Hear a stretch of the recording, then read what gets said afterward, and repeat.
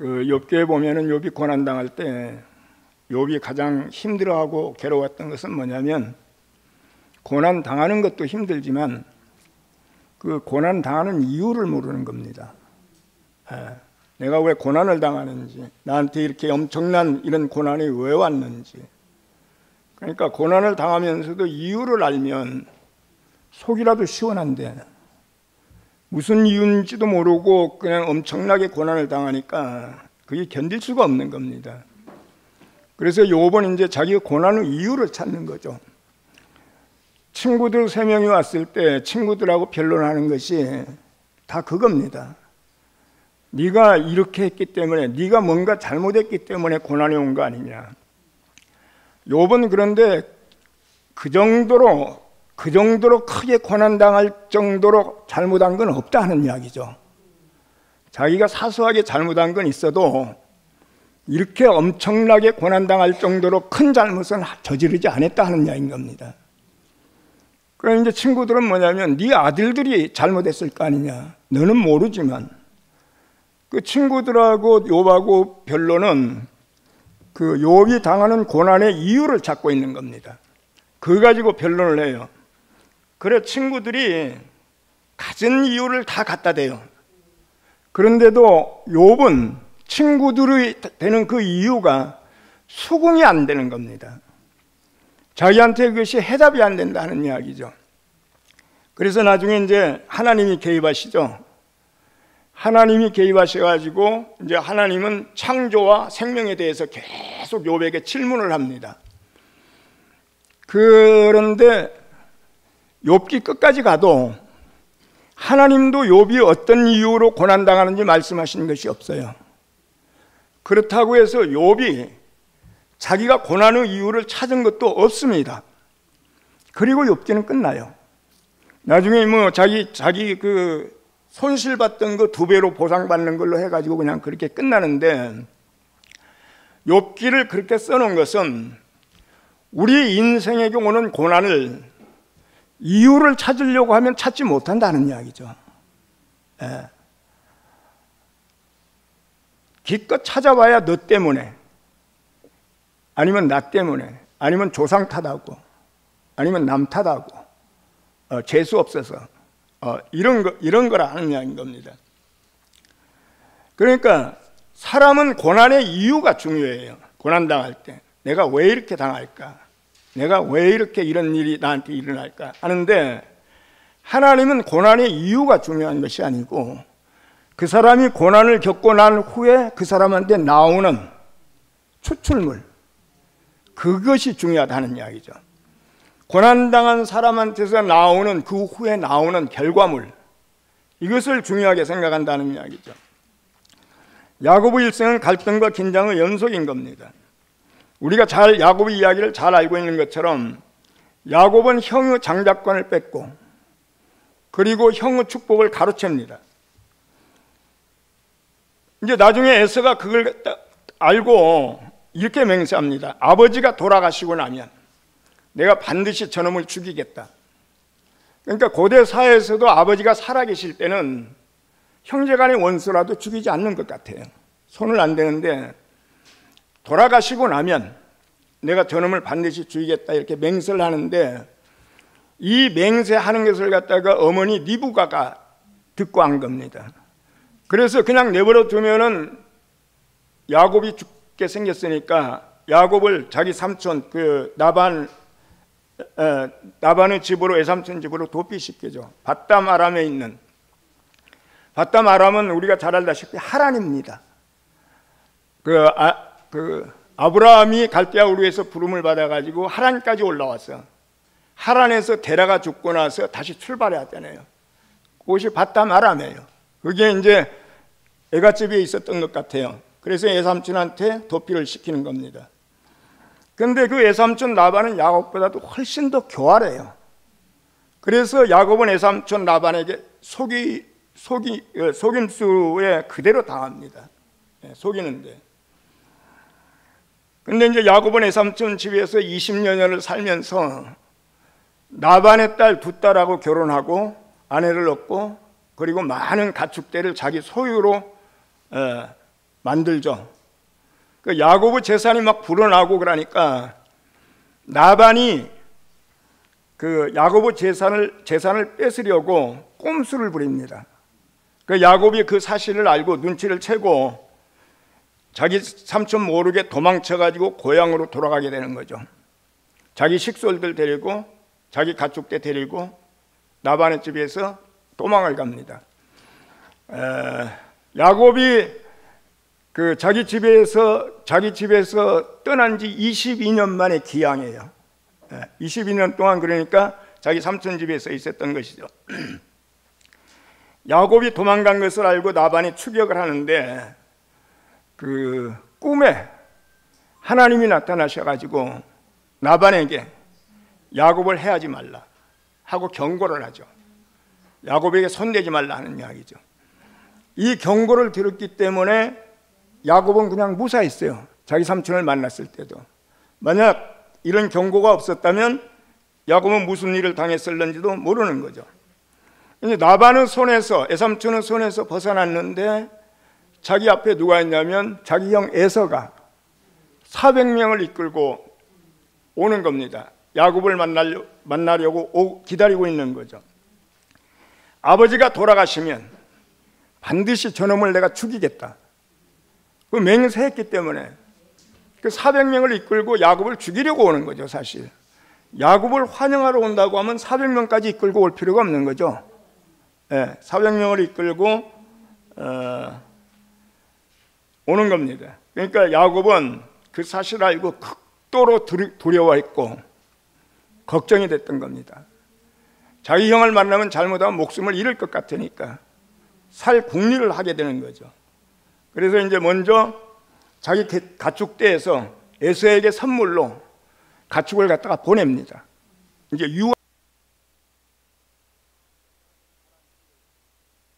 가축대를 갖다가 두 떼로 나눠가지고 한 떼를 먼저 보내고 한 떼가 다 만약에 그 죽는다든지 뺏긴다든지 하면은 나머지 한 떼라도 두 떼로 나눴으니까 나머지 한 떼라도 그 건지겠다는 속셈이죠. 그래서 두 떼로 나누고 야곱은 기도합니다. 오늘 그 제가 그 톡에다가 올렸을 때 그 성구를 올렸는데 창세기 32장 9절서부터 12절까지는 야곱의 기도입니다. 야곱의 그 기도예요. 그래서 이제 야곱은 불안해서 그래도 이제 야곱은 불안해서 맨 뒤에 혼자 남는 거죠. 그리고 그날 밤 날이 새도록 낯선 사람하고 씨름을 하게 되는 겁니다.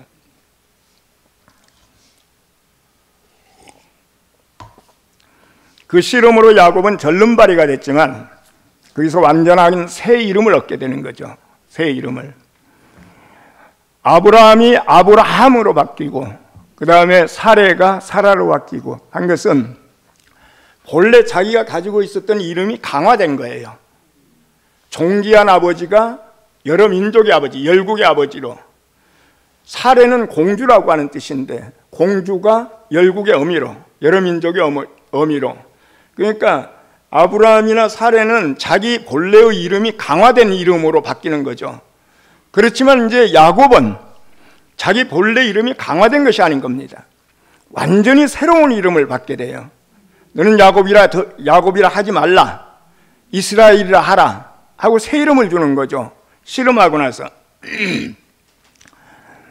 그 야곱이 받은 새 이름 이스라엘, 이것은 뭐냐면 이스라엘 민족의 정체성이 된 겁니다.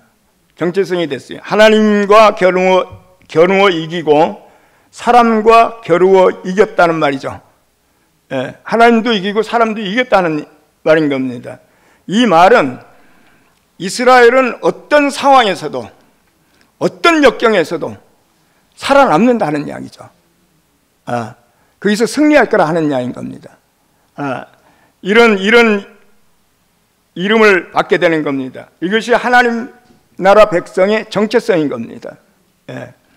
어떤 역경이 와도 어떤 환난이 와도 거기서 승리하는 백성, 이것이 이스라엘의 정체성이고 우리의 정체성이라 하는 이야기인 겁니다.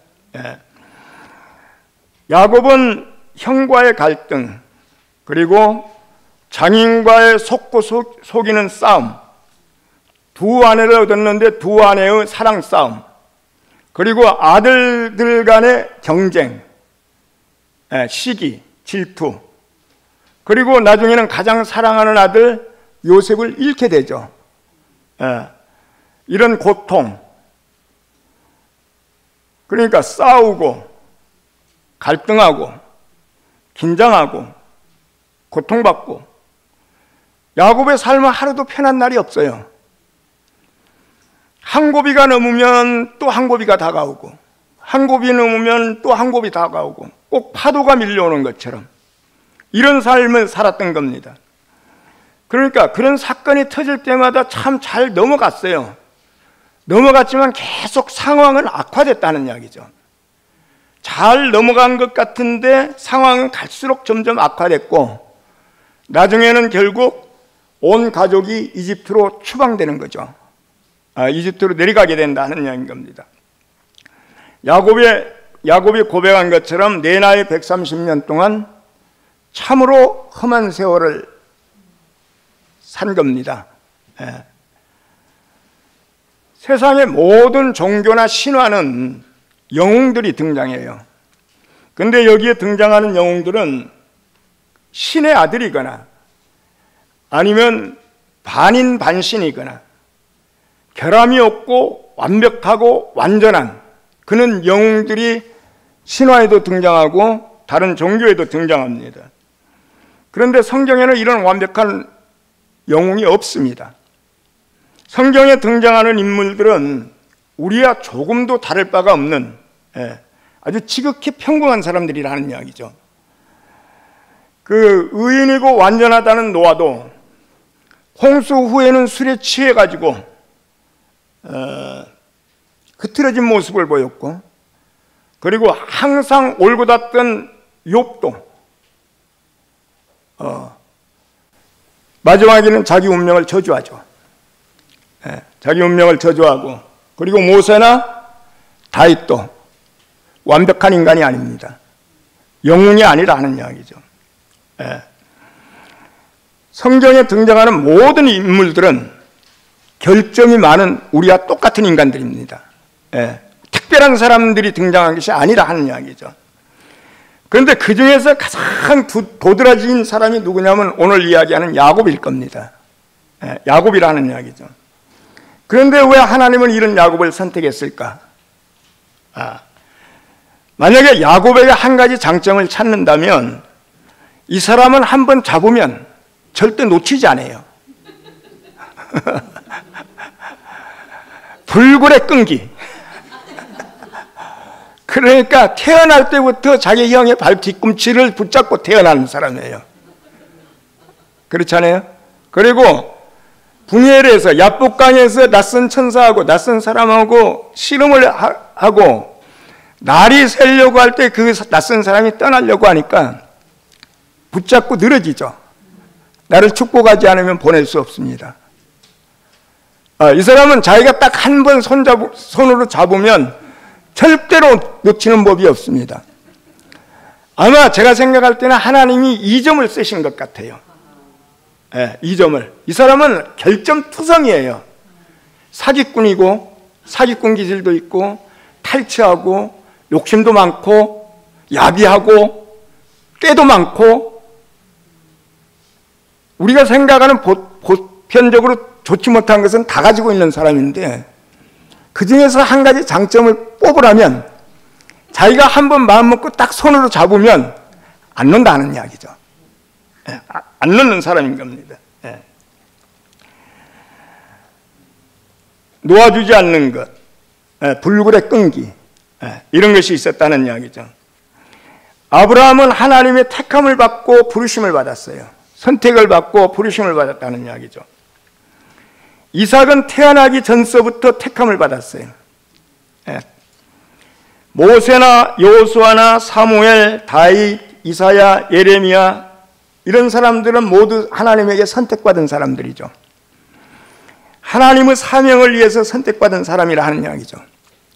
그러나 야곱은 다릅니다. 야곱은 다른다 하는 얘기. 지금 제가 말씀드린 그 사람들하고 달랐다는 이야기죠.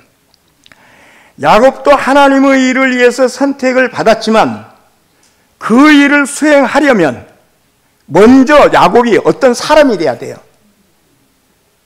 다른 사람들은 그냥 선택받아가지고 그대로 그 일을 감당했다는 이야기죠. 그렇지만 야곱은 하나님의 일을 수행하기 위해서 선택받았는데 그 하나님의 일을 수행하려면은 먼저 야곱이 어떤 사람이 돼야 된다는 이야기죠. 예, 어떤 사람이. 예. 그러니까 지금 제가 이야기한 뭐 그런 선지자들이나 그 유명한 사람들하고 야곱은 좀 달랐던 겁니다. 야곱은 이스라엘 민족을 선택하기 위해서 선택받은 사람이에요. 그래서 제가 제목을 선택을 위하여 선택받은 자, 선택받은 사람 이렇게 정했던 겁니다.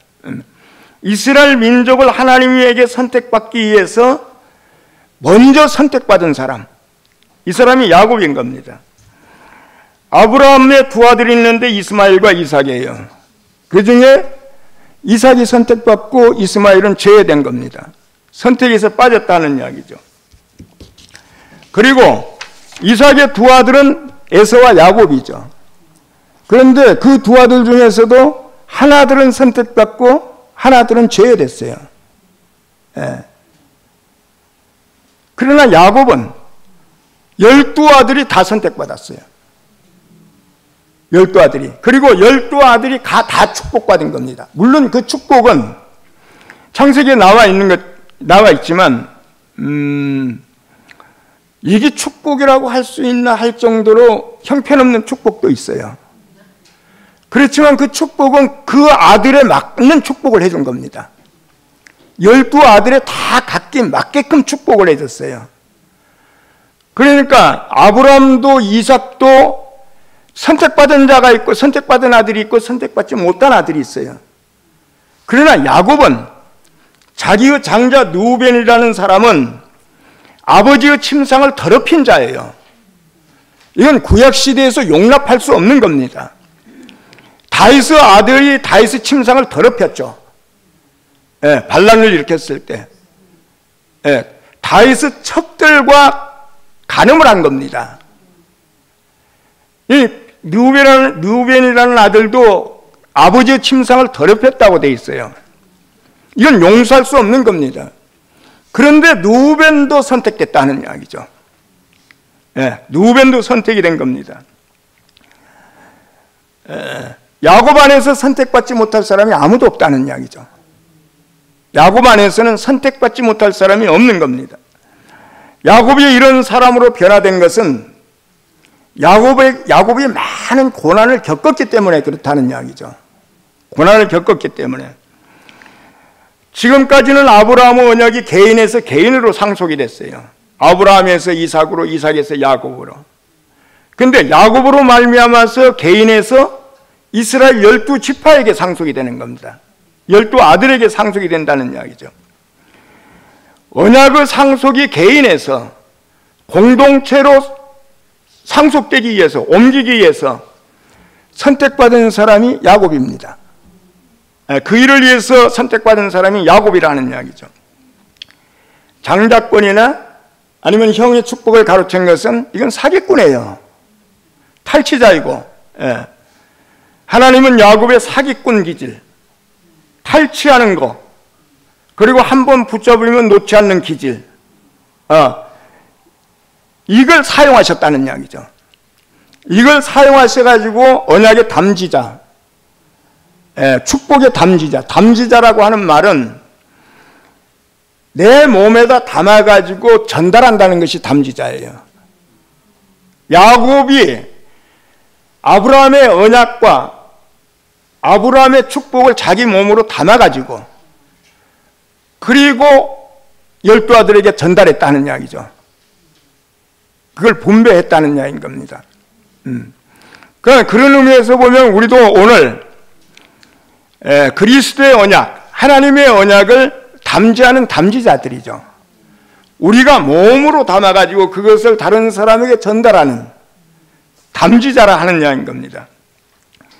그러니까 하나님은 야곱을 그런 사람이지만 그 언약의 담지자로 쓰신 것이라 하는 이야기죠. 하나님의 언약을 이스라엘 공동체로 옮긴 사람, 이 사람이 누구냐면 야곱인 겁니다. 예. 그래서 이제 이스라엘 공동체 12지파로 옮겨지니까 이제 이스라엘 공동체가 장자가 된 겁니다. 그래서 구약 성경에 보면 이스라엘 공동체, 이스라엘은 하나님의 장자라고 돼 있어요. 그 한 개인이 장자가 아니고 이제 그 공동체 전체가, 그 민족 전체가 하나님의 장자가 되었고, 그 공동체는 언약의 공동체가 된 것입니다. 내 이름을 더 이상 야곱이라 하지 말고 이스라엘이 되게 하라. 이렇게 말씀하신 대로 야곱으로 말미암아서 이스라엘 공동체가 탄생하게 된 겁니다. 그러니까 야곱의 고난은 이스라엘을 상속자로 세우기 위한, 언약의 상속자로 세우기 위한 고난이었다는 이야기죠. 야곱은 이스라엘의 언약의 공동체를 탄생시키기 위해서, 이스라엘이라는 공동체를 탄생시키기 위해서 외로운 투쟁을 한 사람이라 하는 이야기죠. 야곱은 자기가 그런 목적을 가지고 고난받은 것은 아닐 겁니다. 그런 목적을 가지고 고난받는 사람은 아무도 없어요. 이 사람도 고난이 올 때마다 굉장히 그 고난에 대해서 많이 생각했을 거라 하는 이야기죠. 내가 왜 이렇게 고난을 받아야 되나. 그런데 하나님이 그 고난을 통해 가지고 야곱을 변화시켰어요. 고난을 통해서 어떤 사람으로 변화시켰는가. 야곱은 사람에 대해서 선호가 분명한 사람이에요. 사랑하는 사람, 미워하는 사람, 좋아하는 사람, 싫어하는 사람, 사람에 대한 선호가 아주 굉장히 분명한 사람이에요. 만약에 이 사람에게 이런 사람에 대한 선호가 분명하면 12아들을 다 선택할 수 없어요.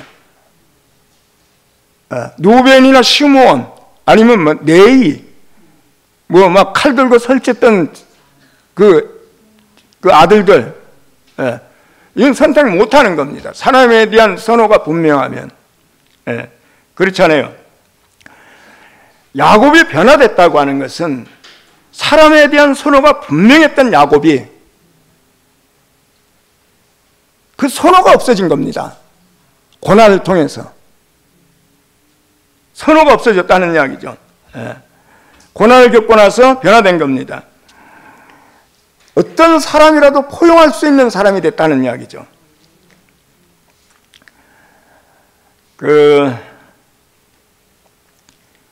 우리가 그래도 다 고난을 겪었지만, 고난을 많이 겪은 사람은 사람을 대하는, 사람을 이해하는 이해의 폭이 넓습니다.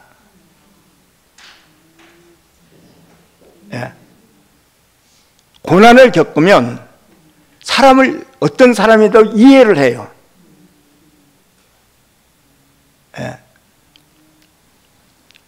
그래서 고난이 중요한 겁니다. 그리고 고난을 통해 가지고 야곱을 이런 사람으로 바꿔놨어요. 어떤 사람이라도 선호가 없으니까 다 자기 안에 품을 수 있는 사람. 이건 고난을 통해서 되는 것 같아요. 이건 고난이라는 경험을 통해서 내가 아주 가난하게 살면 가난한 사람들의 심정을 이해합니다. 내가 병이 들어서 죽을 것 같아 살아나면 병들어서 죽는 사람을 이해를 해요. 그런데 내가 병이 안 들고 내가 가난에 처해보지 않으면 머리로는 이해하는데 이게 이해가 안 되는 겁니다. 그러니까 우리에게 고난이 중요한 것은, 고난은 누구라도 싫죠. 그리고 고난을 당할 때는 힘들고 외롭습니다. 그런데 고난을 겪고 나면 사람이 넉넉해져요. 그리고 사람을 이해하는 폭이 넓어집니다. 사람을 대할 때 편견과 차별이 없어져 버려요. 그리고 선호가 없어져 버려요. 그러니까 누구라도 받을 수 있는 사람이 되는 거죠. 누구라도. 사람을 혐오하거나 아니면 미워하거나 내가 편견을 가지고 어떤 사람을 차별한다거나 그거는 성숙한 인격이 아니죠. 그거는 성숙한 인격이 성장했다고 말할 수가 없는 겁니다. 생명이 성장했다고 말할 수도 없는 거라 하는 이야기죠. 예. 우리도 선택을 위해서 선택받은 사람들인 겁니다. 우리가 선택된 것은 누구라도 편견 없이, 선호 없이 선택하라고 선택받은 사람들이라는 이야기죠. 야곱처럼. 야곱처럼. 선택받은 우리에게 고난이 있는 것은 고난을 통해서 여러 사람을 포용할 수 있는 넓은 마음을 가진 그런 사람이 되라는 하나님의 뜻이다. 이렇게 이해를 하시면 될 것 같습니다. 우리의 넓이만큼, 내 인격의 크기만큼 사람마다 다 다를 수 있죠. 그렇지만은 우리가 다른 사람을 품을 수가 있는 겁니다.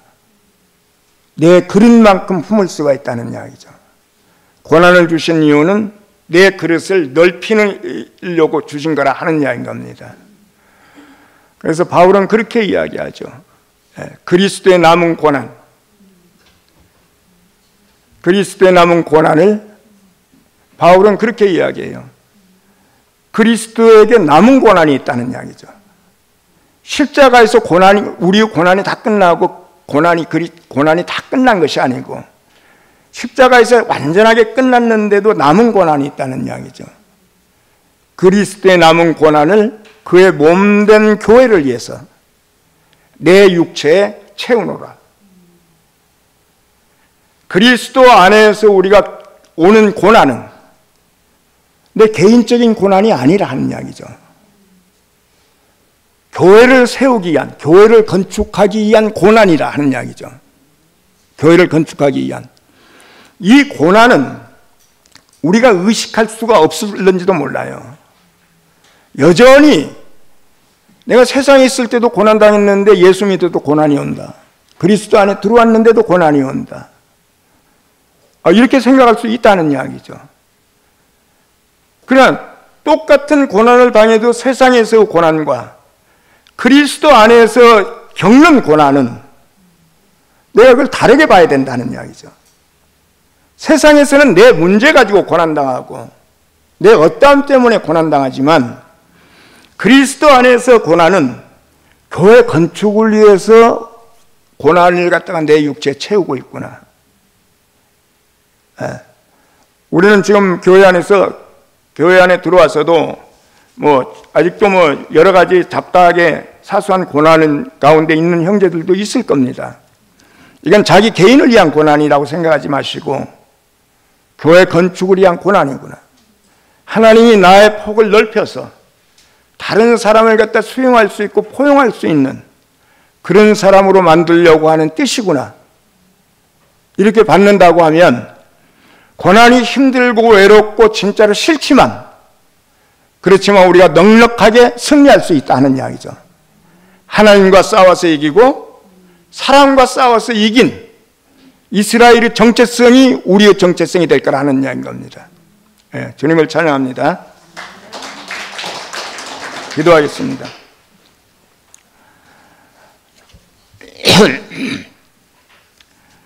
야곱의 고난으로 이스라엘 공동체가 탄생한 것처럼 오늘 우리 형제들의 고난으로 이렇게 함께 가는 교회가 이 땅에 서게 됐습니다. 주여, 우리에게 아직도 여러 가지 어려움과 과정이 있지만 그걸 고난으로 여기지 않고 교회 건축을 위한 주춧돌이 된다 이렇게 생각하고 고난에서 넉넉하게 승리할 수 있는 저희들이 될 수 있도록 은혜 더하여 주옵소서. 거룩하신 예수의 이름으로 기도드리옵나이다.